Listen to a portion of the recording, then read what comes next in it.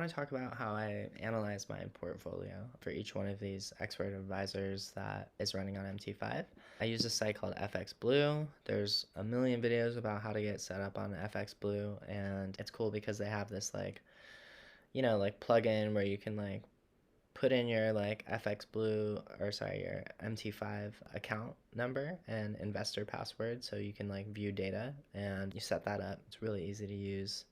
There's different widgets you can use, and it gives you insight into all the trades that are happening.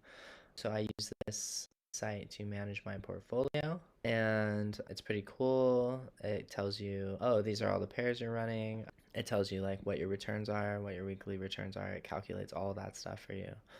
It shows you each order that's been made by the robot. It gives you an analysis on trades that happen when they happen, which is pretty cool. Insights, hour of the day, you've made this much profit between this and this hour, which is super helpful. And also, what I think one of the most important things is risk. It gives, information on risk, how many trades you're making, what your drawdown is, stuff like that, which is cool. So I'm actually using the site, scraping data from it for the AI to understand where my portfolio is at. So my stack is I have one Heroku server running with a Puppeteer API. And so that API does a couple things. It does, it visits the site, it can click on elements, and it can summarize what it sees on the page. So it uses Google Gemini right now, and it uses image data so it can see the graphs, and also the HTML content. I feed it from Puppeteer. And so I have that running on the left. The reason why I did it's a WebSocket node server running only Puppeteer. And the reason why I did that was because, I realized once I deployed a Dino that Dino is it doesn't have a file system or anything like that. So it can't take snapshots and save them. Puppeteer needs that. And so I built a standalone Heroku node server so that I could, have kind of an extension of my Dino server. And so my Dino server is where the quant lives. And, I love Dino. I've been using it for a little bit now. Testing is easy, spinning things up is easy. Everything is really fast. So I love Dino. And so basically what Dino does is it has, my Langchain libraries and stuff running on it, and connects via WebSockets to my node server, and it uses Puppeteer on the node server to browse what's going on in this portfolio. So let's run this guy. So now what it's doing is it's sending a WebSocket event over to my node server and saying hey, let's start a browser with FXBlue on it.